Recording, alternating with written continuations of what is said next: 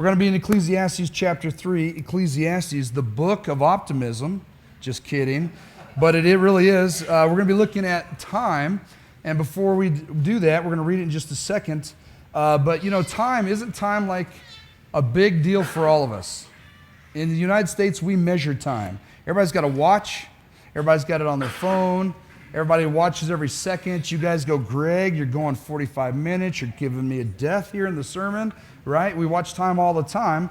And Solomon's going to speak to us about time and its place in our lives here this morning. So let's look at chapter 3, verse 1, okay? Ecclesiastes chapter 3, verse 1. We're only going to go through the first 15 verses in a sermon that I've called Disquiets and Delights, and we'll talk about that. There's a time for everything and a season for every activity under the heavens. Verse 2, a time to be born and a time to die. So Solomon kind of gives us the bookends right out of the gate, the whole of life. A time to plant and a time to uproot, a time to kill and a time to heal, a time to tear down and a time to build. Verse 4, a time to weep and a time to laugh, a time to mourn and a time to dance, a time to scatter stones and a time to gather them. That's kind of a weird one. We'll talk about that. A time to embrace and a time to refrain from embracing. A time to search and a time to give up, a time to keep and a time to throw away. Verse 7, a time to tear and a time to mend, another strange one. A time to be silent and a time to speak, a time to love and a time to hate. And of course, we understand this with the war on terror, the last 15 years, a time for war, a time for peace. Verse 9, what do workers gain from their toil? I have seen the burden God has laid on the human race. Verse 11, he's made everything beautiful in its time. He's also set eternity in the human heart, yet no one can fathom what God has done from beginning to end.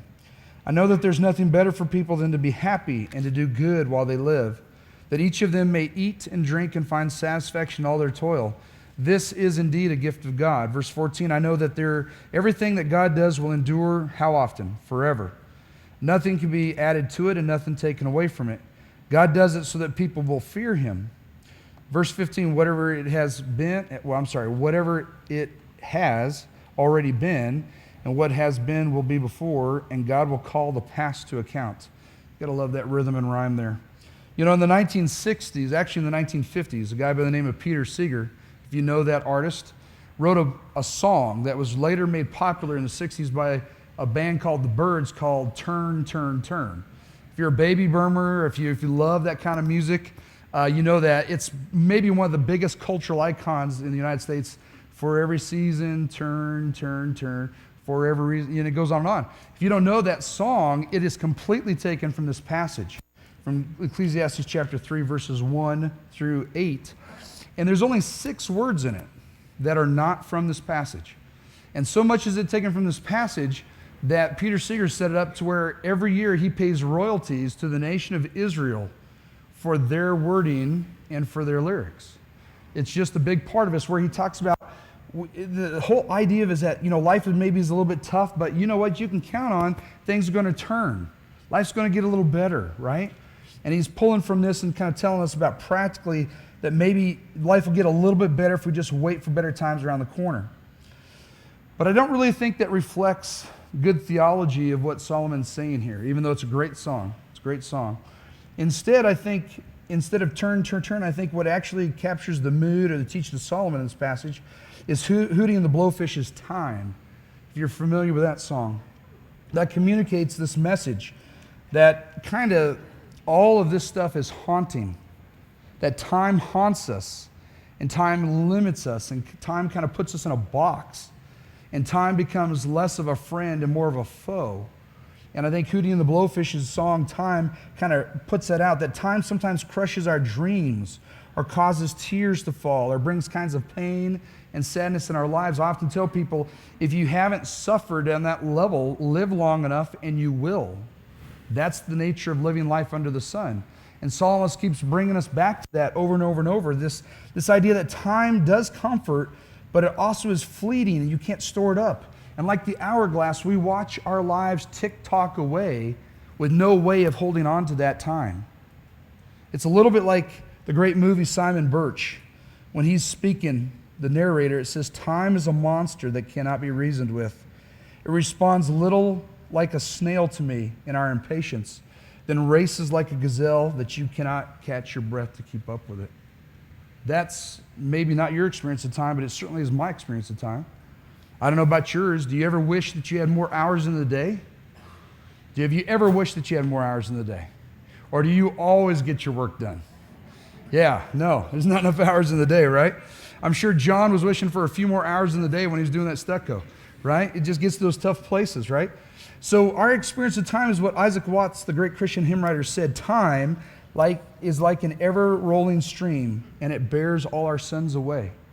Often, the gift of time to us is things that we lose, right? People, relationships. And if we live long enough, those things kind of come up. So I think in our daily lives, we feel this tension with time on an ongoing basis. Do I have enough hours in the day to get my work done? This is what people say, where have all the hours gone? I've got to make the most of my time. We got to hurry up. We're late. You've never said that to your wives, right? You've never said that to your wives. Hurry up, we're late. Or your kids. Or maybe your wives never said that to you, right? I mean, there's just those things, right?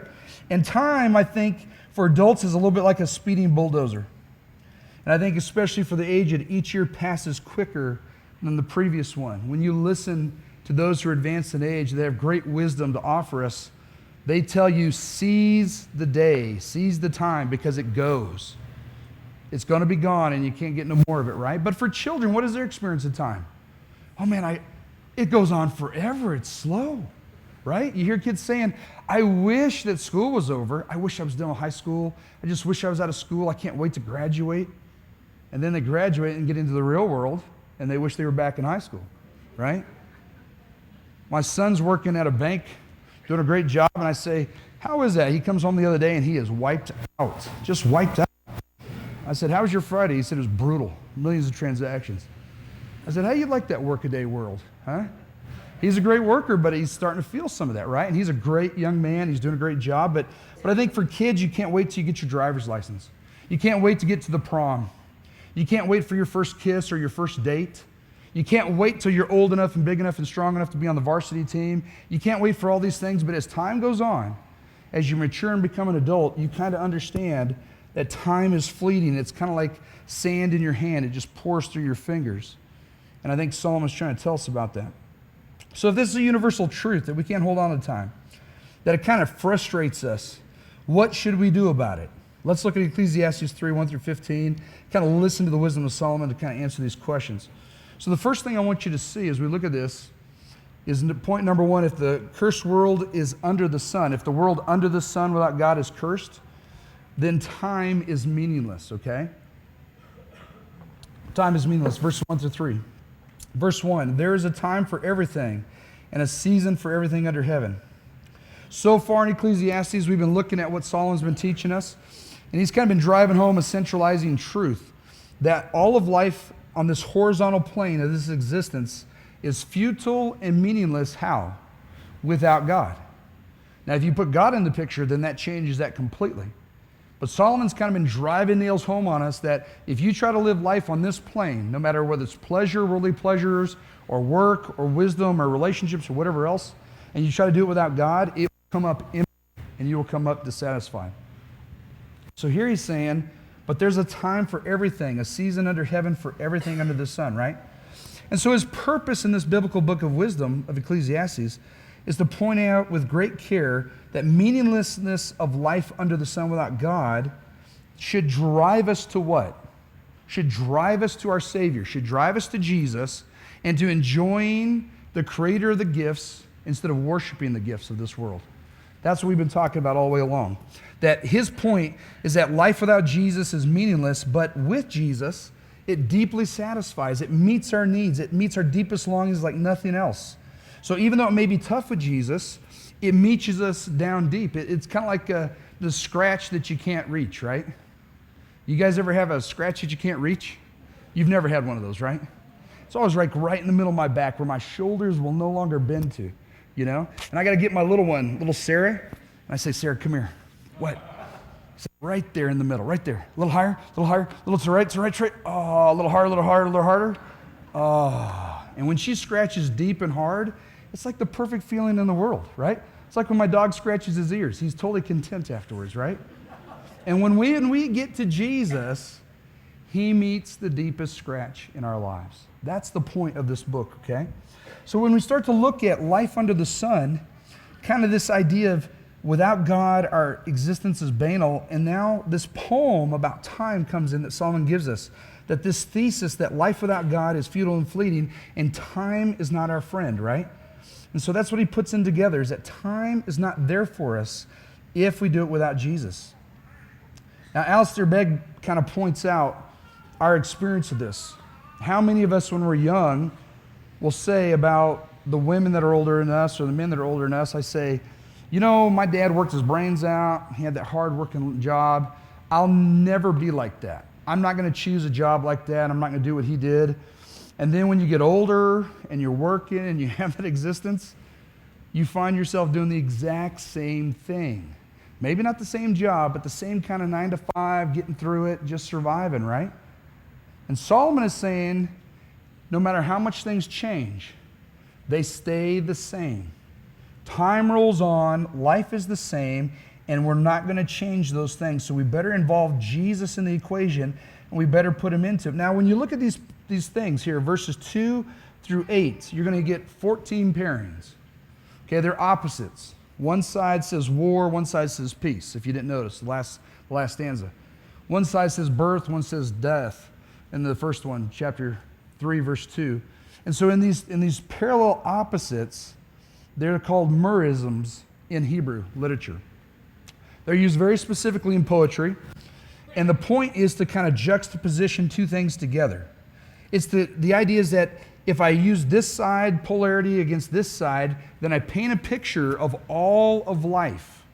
And in these verses here, these 14 pairings, Solomon's trying to show all of life and how time affects that, okay? How all of it comes in together. Verse 2, a time to be born and a time to die, right? He's talking about the impermanence and mortality of our lives. That we do not last forever, even though we desire to do so. And he kind of reminds us of chapter 1, verse 14, that generations come and they go, and a new one comes on the scene, and nobody seems to care. It just seems like time rolls on, and we disappear into history. And so Solomon is painting a picture in verse 2 of the impermanence and the mortality of our lives. And by doing so, he kind of brushes us up against something we don't like. How many of us like death? You ready to die? Not a whole lot of us want to sign up for that class, right? We know we can meet it with Jesus, but we're not really pumped about it. And so we understand that death is not how it was supposed to be. It's not how it's supposed to work out. We're supposed to live forever. And so Solomon kind of puts us up against this, and he says, in a post-Genesis 3 world, under the fall, we live, but we die, and death is pervasive and will claim us all. This verse used to be used a lot to comfort people at funerals. In fact, one funeral I did, I preached this verse myself at the widow's discretion. She wanted that preached, so I did. But I think most of the time people preach these verses and have no clue what they mean. It's not about comfort. Solomon is not trying to comfort us here.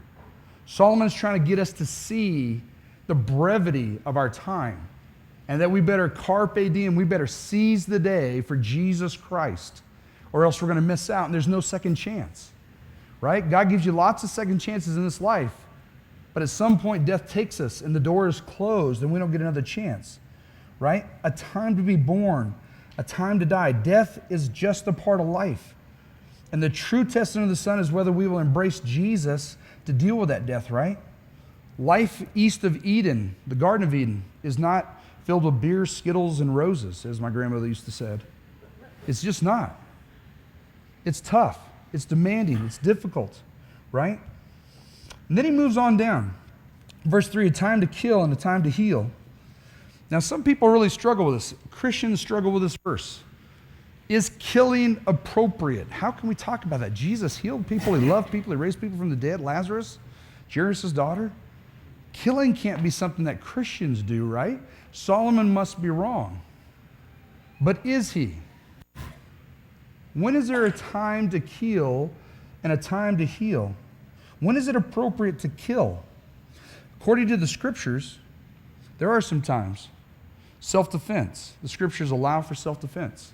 Sometimes when put in a corner, to defend our lives or other people that are important, we must defend ourselves using lethal force.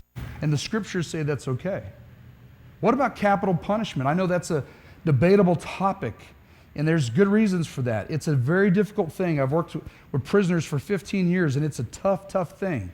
And if you've been in prisons working with people and those kind of populations, this is very personal for some of them. My father worked as a correctional officer on death row for many years at Territorial in Kansas City.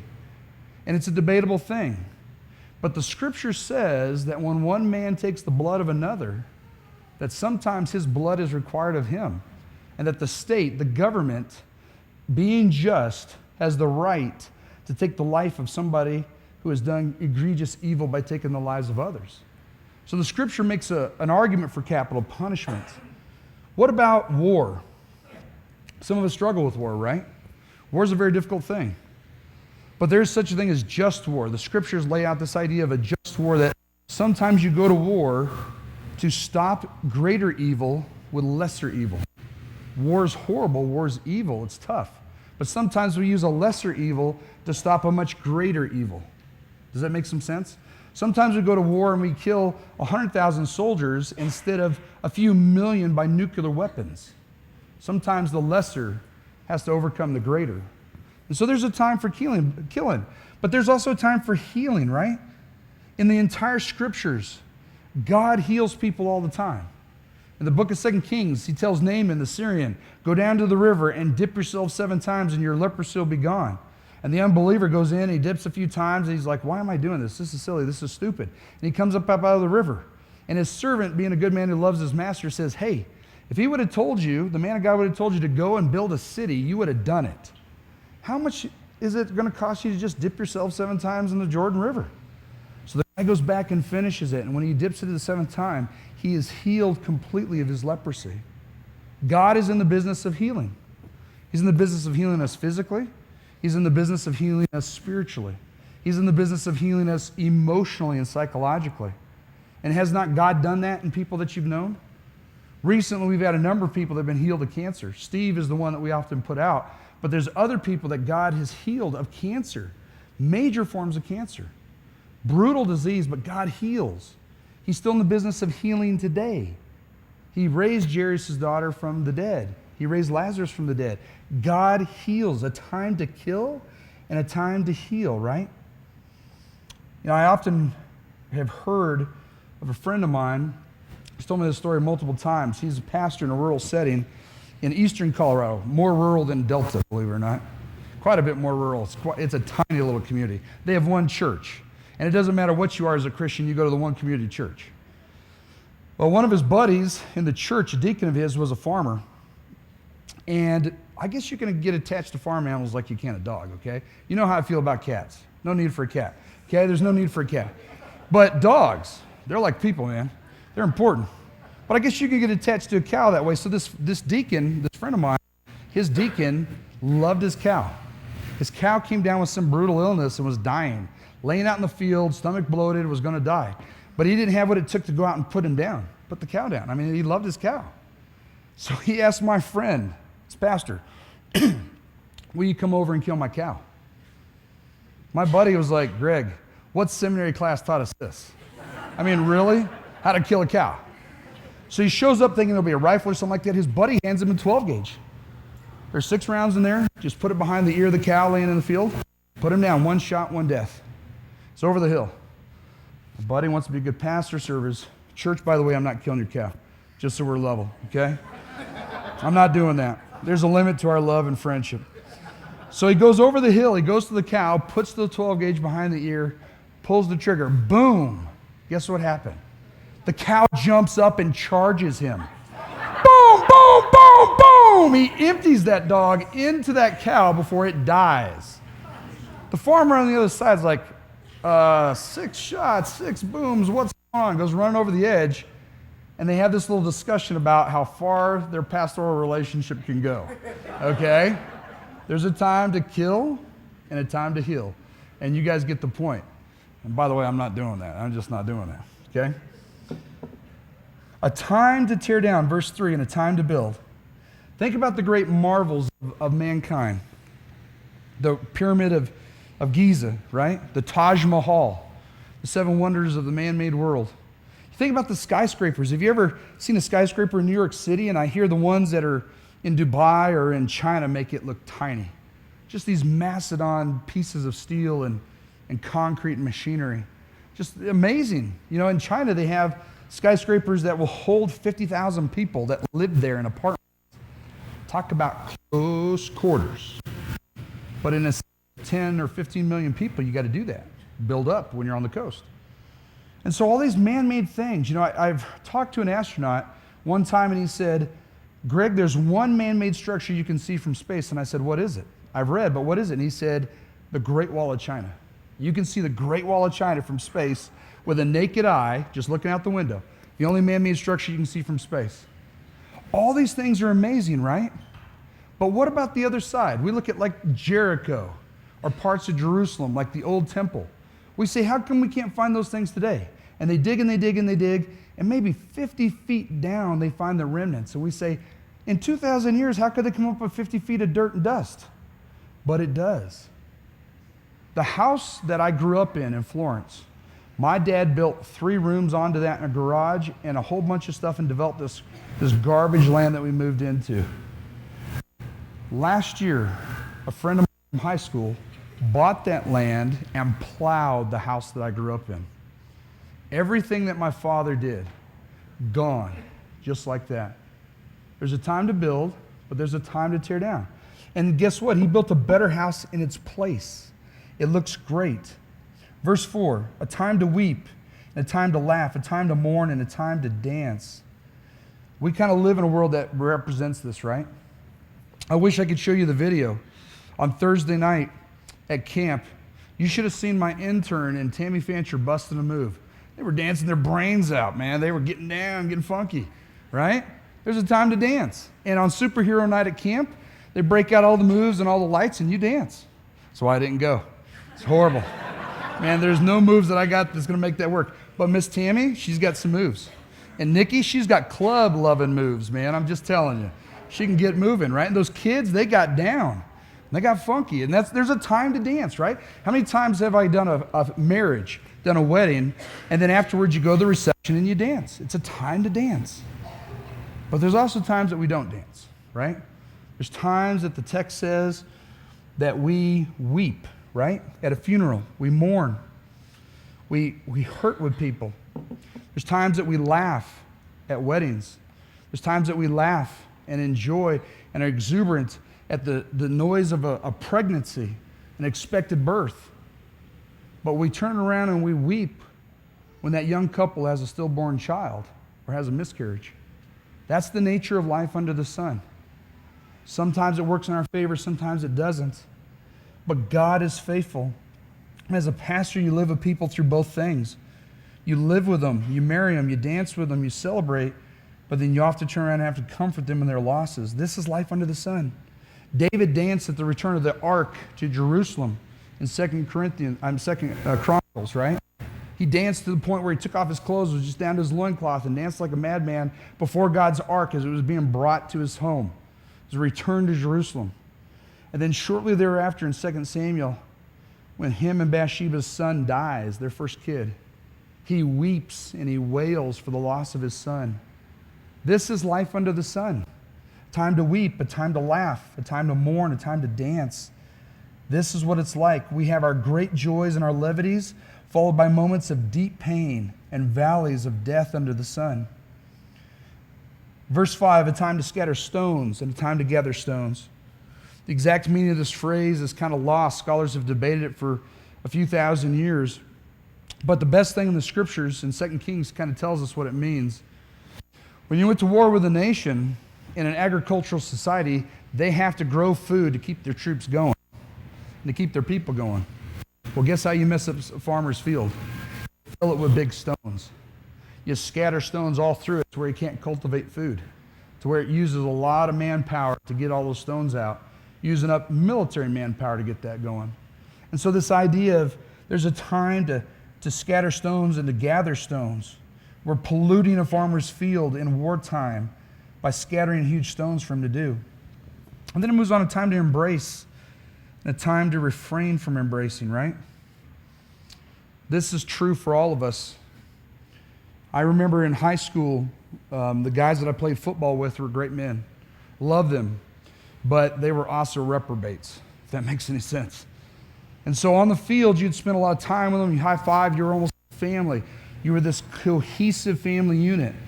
But off the field, I had the brains not to spend time with them because they were doing a lot of stuff they shouldn't have been doing that would have led me into sin.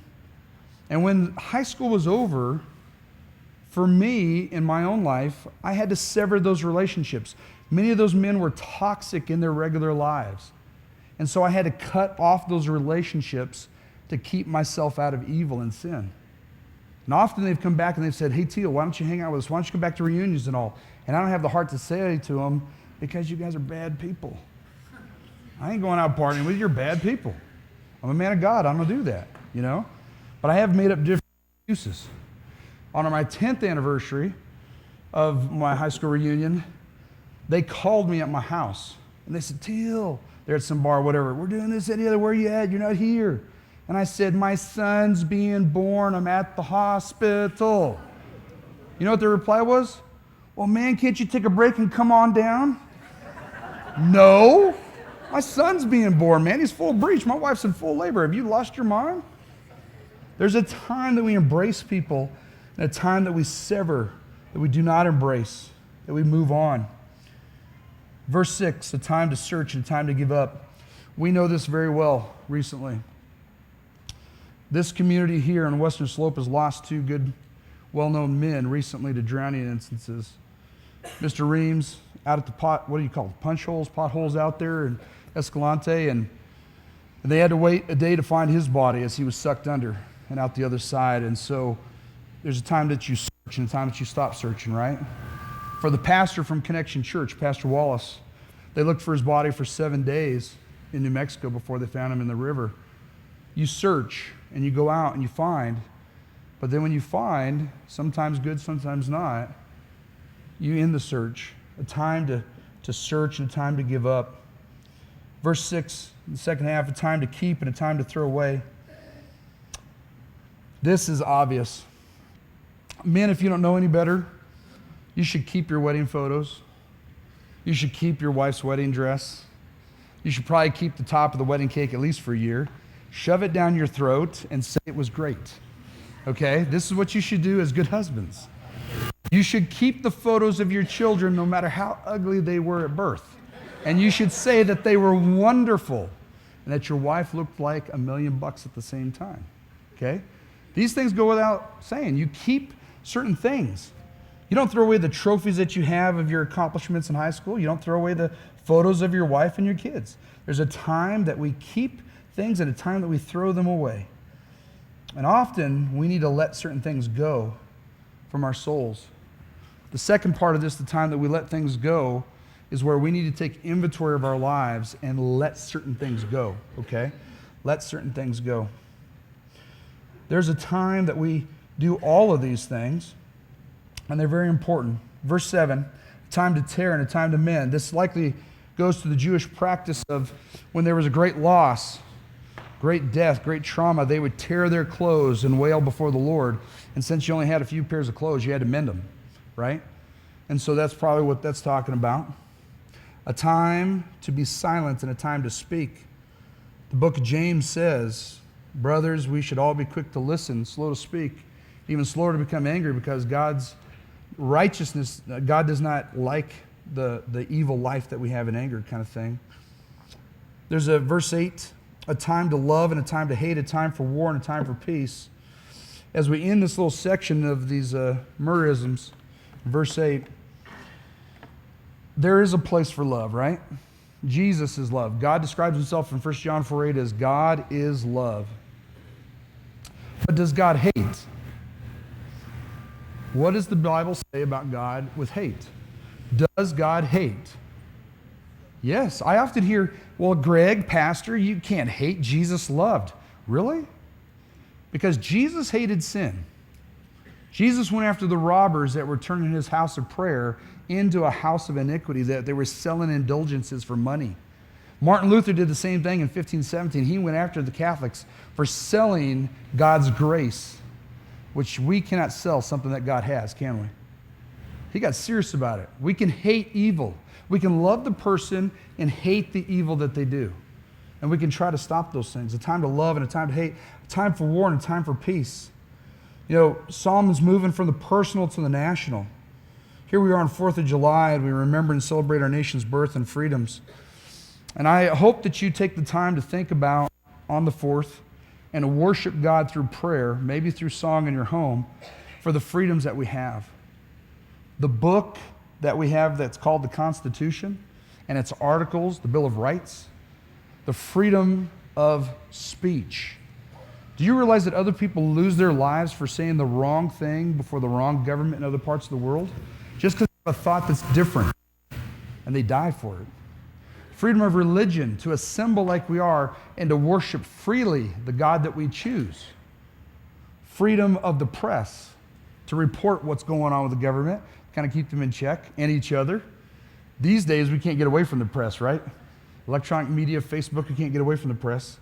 Freedom of assembly. If you have an idea and you want to come together and you want to put forth an idea, you can meet peaceably and talk about those ideas. We do it in universities, we do it in workplaces, we do it out in the open, we do it in politics.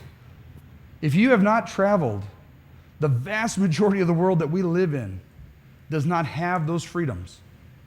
Or that if you're accused of a crime, that you have a jury of your peers, that you're innocent until proven guilty by either the preponderance of evidence or overwhelming evidence, that you're innocent.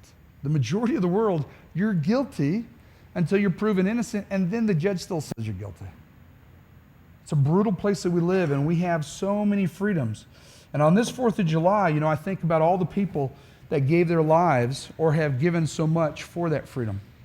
My father was a 2-war vet. Time for peace. And my dad always used to say, every soldier prays for peace, but prepares for battle. Every soldier prays for peace, but prepares for battle. Because the preparation for battle, through strength, we are made free. Other nations don't mess with us. And our people have spilled their blood. I had the opportunity one time to go to Georgia, where my grandfather's buried. And it's an old Civil War burial site. And it's an interesting thing because everybody in that burial site's an American. One side or the other, they're both Americans. And all of them gave their lives for what they thought was freedom. Both North and South. And you walk through this and you see these people, guys that were 15 years old. I saw 4 crosses, 4 brothers, 15, 16, 17, and 18, all died in the same battle for the South. And I looked them up, and their mother was left with how many? 0.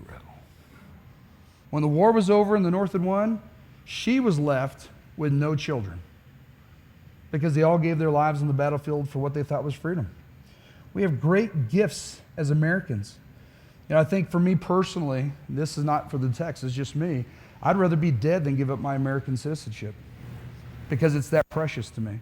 I've traveled enough and I've seen enough in other countries to know the great things that I have. And you watch other nations now, when it's this time for war, time for peace, you see other nations changing. Japan after World War II was pacifistic, nothing wrong with that. But now with the growth of China, and the growth of the Russian bear, and all the issues that they're having, you watch now that China is building a military of their own and starting to cooperate in exercises with our Marine Corps and Navy. You watch Europe after World War II became very pacifistic. NATO, which is basically the United States, was taking care of stuff. Now with the war on terror and all these things that have been happening in Brussels and France and in London and all that, you're starting to watch Europe change its mind and become less pacifistic and more militaristic. I'm not arguing yes or no or good or bad. I'm just saying the realities of this world are there's a time for peace and there's a time that you go to war that you can have peace, that you can defend yourself. And Solomon puts all these things before us and he says, time rolls on. So what's the point of the poem? The point of the poem is that the sameness and monotony of life without God under the sun steamrolls us all. If we go through all these things in life, and this kind of covers all the breadth of life, these 14 opposite poles, if we go through the breadth of life without Jesus, we come out the other side, ground down by life, steamrolled, bulldozed under, and broken and destroyed. But then he turns around and he's going to tell us in verse 9 and in verse 10 that even though we have this burden and this toil, God's made everything beautiful in its time, and that he has a place in all this. He's going to speak to that in just a minute. The question brings us full circle. Chapter 3, verse 9 restates the question of chapter 1, verse 3. What gain is there in this life without God? And Solomon takes painstaking measure to walk us through life in hopes that we learn to live with Jesus and not just with ourselves. Amen?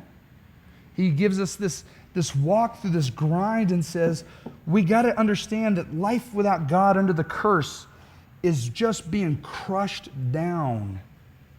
So what do you need to do?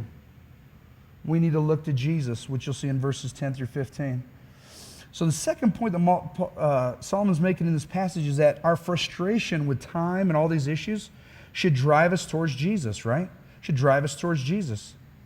God has imposed, rightfully so, which we've just looked at in this poem, the curse upon man, the curse upon Adam's sons. Since Genesis 3, you and I have been under a curse, men under Adam, women under Eve, for our rebellion against God.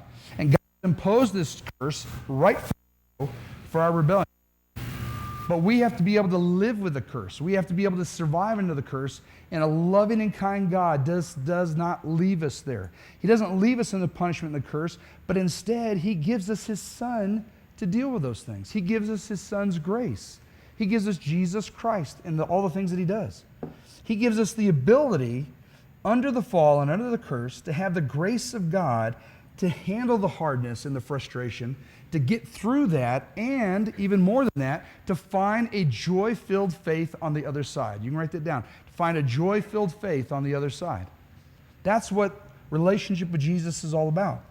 Verse 9, what do workers gain from their toil? Solomon's repeating what he's already said. I have seen the burden God has laid on the human race. That's the burden of the curse.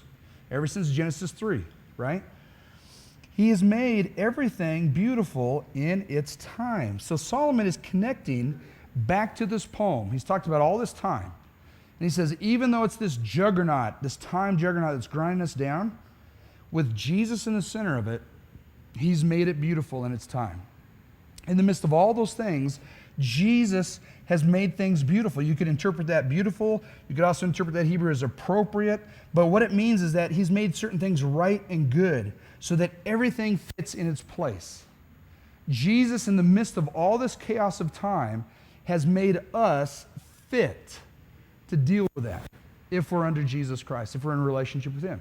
It's a fitness that he gives us while we're in the Holy Spirit to deal with these things, to be able to live them with a joy-filled faith. And so the bottom line is this phrase kind of sums up God as being the one who's in charge and who's sovereign of all appointed times and activities.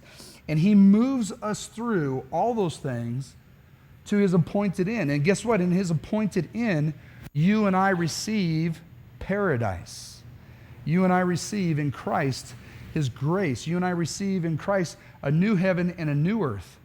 And so at this time, he's teaching us to live under that frustration, under that difficulty, and to push ourselves towards Jesus Christ and to live a joy-filled faith that will see us through to the other side when we get the great glory of heaven and earth. All those things that we're looking for in paradise. Verse 11, eternity is in the human heart. He's basically reiterating that there's absurdity under the sun without God, and it all ends in death, but God gives us eternal life, sweet and everlasting. And so he kind of points to that thing that we desire to live forever, right? How many of you would love to live forever if you could? How many of you would love to live forever if you could? I'm in, right? I'm in. I'll take my 19-year-old body with a 50-year-old brain and kind of do that forever. I'm good with that, right? Even in that, I'd be pretty broken. Now, God takes that, and when he makes me into the new person that I'm supposed to be at the end of time, he takes all the flaws that I have, which are millions, and he flushes them out. And he's put eternity in my heart where I want that everlasting life. I want that perfection that I was supposed to have in the garden. I want that destiny and that security of a relationship with him. I know that I'm a finite, dependent creature that needs God to deal with the daily frustrations under the sun. And that's what Solomon's talking about. He's made everything beautiful in its time. He set eternity in our hearts, yet we cannot fathom what he's done from the beginning to the end. But verse 12, I know that there's nothing better for people than to what? To be happy and to do good. And you're like, is this the same guy? Did we change authors somewhere along the line? No, Solomon is saying, hey, guess what? I've told you about all the bad news. Now here's the good news. There's nothing better under the sun. You recognize your desire for eternal life. You recognize your desire for good things. And there's nothing better under the sun than to be happy and holy. Did you notice how I put those things together? Our culture says be what? Be happy. It does not care at all about holiness. God puts those things in reverse. It says be holy and then be happy, right? Be holy and then be happy. Have a right relationship with Christ. And then out of that right relationship, you will find satisfaction in all those gifts that you're trying to worship.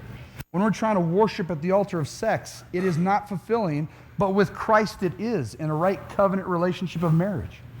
When we worship at the altar of drugs and alcohol, those kinds of things, it does not satisfy. Have you ever been with somebody going through DTs in a hospital setting? It is one of the most miserable experiences of my life. Was sitting with an individual, a 16-year-old girl, going through DTs coming off of alcohol that had to be physically treated with drugs to keep her from dying. And she saw spiders on the wall and her flesh crawl, and she tried to peel herself. And she went through this for 3 days, a 16-year-old girl that was drinking over a fifth of alcohol a day. And somehow her 155-pound body survived. And watching her coming off that, and on the other side, what was your experience? Her experience was this, she said, I survived a living hell. What did alcohol give you? Alcohol gave me a living hell. She said it again. It's brutal. When we take the good gifts that God gives us and we try to worship them, they do not work out. But when we put Jesus in the center and we use them in appropriate ways, God blesses us and he gives us joy, right? Happiness comes with holiness, with a relationship with Jesus Christ. And Solomon says that all these things, he says in verse 12, I know that there's nothing better for people than to be happy and to do good while they live, that each of them may eat and drink and find satisfaction in all their work. This is what? A gift of God. This is a gift of God. Verse 13. When we worship the giver instead of the gift, when we worship Almighty God with a capital G instead of small gods with a small g, then we're in the right place. Then suddenly life isn't a grind. It's not the juggernaut of time. Now suddenly life is sweet. You can embrace every single moment in your life and you can drink in what you're going through, good or bad. Because if it's good, you praise and worship God like we did this morning, right? How many of you like that picture for that one song about the little island with the tree in the middle of the ocean, right? It's been 103 here. That looked pretty good. Looked real good, right? I don't know who picked that. Tammy, Brad, whoever picked that, that's right on the money, okay? Look good. Because life with Jesus is like that. We may be on an island. We may have to do all these things, but we're on the island with the Almighty. And we're surrounded by his goodness and his love and his grace. And he gets us through what we're going through, and he helps us to find joy in the midst of our difficulties. That's the kind of God that we serve. That each of them may eat and drink and find what? Satisfaction. This is a gift from God. Jesus says the same thing in John chapter 4. He says, if you drink of me, to the woman on the well, if you drink of me, you will what? You will never thirst again. She's like, what are you talking about? What kind of water are you talking about? He's like, if you drink of me, God, you will never thirst again. Then he turns around in John chapter 6 and he says, if you eat of me, the bread of life, you will never hunger again. That's what Solomon's kind of pushing us towards. Jesus. If we put Jesus in the center of our lives and make ourselves holy through his death on the cross, his covering of our sins with his blood, and him making us right and giving us his righteousness and taking our sin, if we make ourselves holy in that way through repentance and faith, then guess what? Now life is not brutal, but it's happy.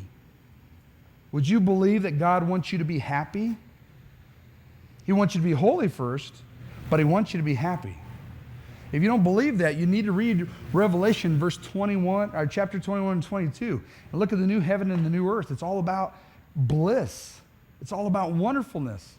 John chapter 14, verses 1 through 6 is all about Jesus going and preparing a place for us and then coming again and take us to be with himself and all these wonderful things in his house.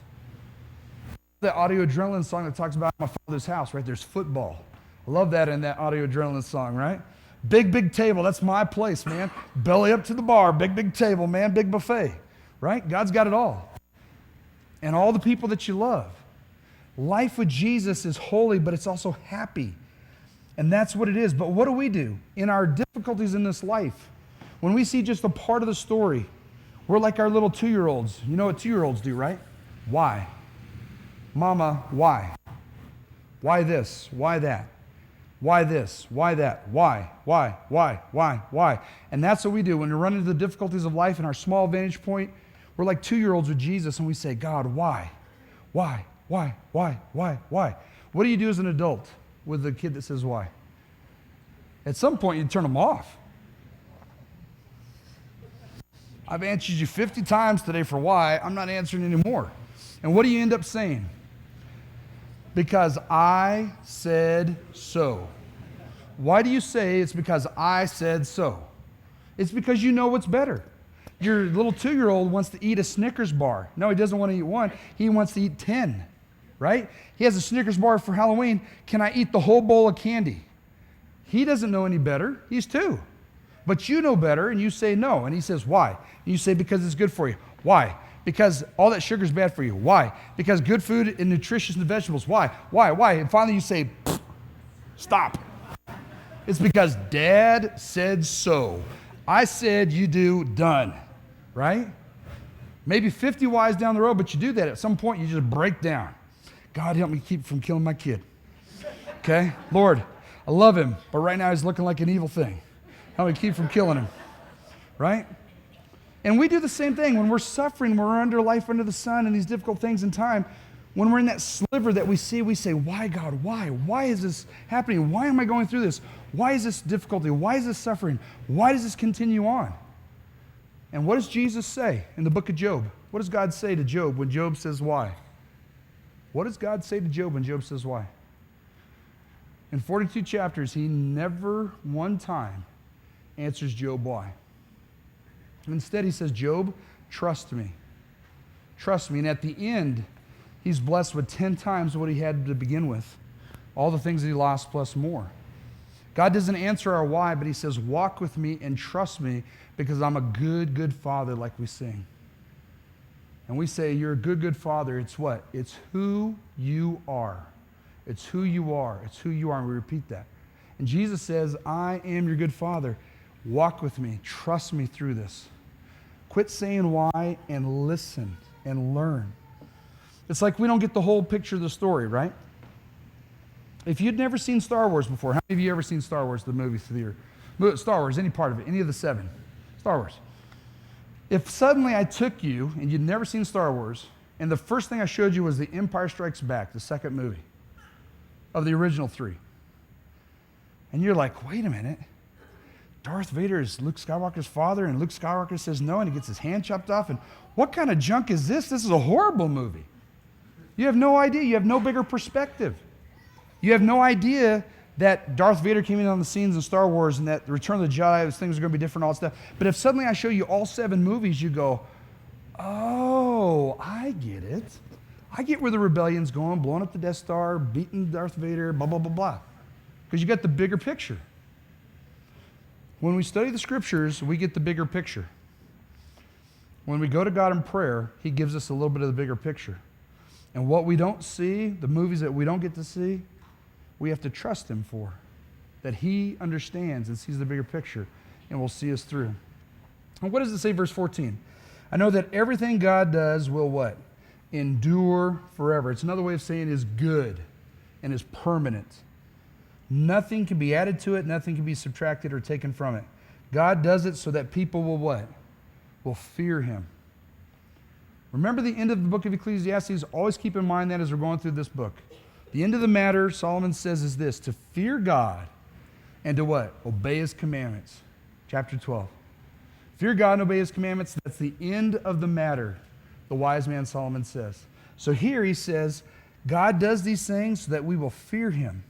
Whatever has already been and what will be before, God will call the past into account. We need to make sure that we're holy before God. We need to make sure that we're right with God. We need to make sure we do these things with God because God's going to call everything that we do, right or wrong, into account. But we try to do it on our own. In closing, I'm just going to give you this. In the movie The Titanic, the character, one of the main characters, Leonardo DiCaprio, there's a scene that's kind of famous. Like all the girls love it, right? All the teenage girls. Leonardo DiCaprio gets up on the bow of the Titanic and he stands up there and he kind of holds his hands out and he says, I am the king of the world, right? That's what the world teaches us. As the famous poem says, we are the captain of our fate, the captain of our soul. That's what the world says. Ecclesiastes points that out, that the end of that road is the pit. Dissatisfaction, pain, emptiness, futility, meaninglessness. What's very interesting about that movie is, in just a few scenes later, he goes to an icy, watery grave. That's the captain of your own soul. He dies in the North Atlantic, freezing to death as he goes under. That's what happens to us when we follow our own way. Jesus comes on the scene in the book of Revelation, chapter 19, and he says, and returns to fight Satan and his minions and destroy them, and to set up the new heaven and the earth. And it says it's written on his thigh that he alone is King of kings and Lord of lords, that he is the Lord God Almighty and there is no other. And those who march with him that belong to him rule. And those who go against him, who are against him, he opens his mouth and speaks, and they are in utter destruction and chaos. That's the king of the mountain, Jesus Christ. That's the King Jesus that we can trust in. When we trust in ourselves as king, a bad grave. When we trust in Jesus Christ as king, Solomon says all these things in time work their way out. God will take you through whatever you're going through and give you satisfaction and faith-filled joy even in the midst of it if you'll stick with him. Let's pray.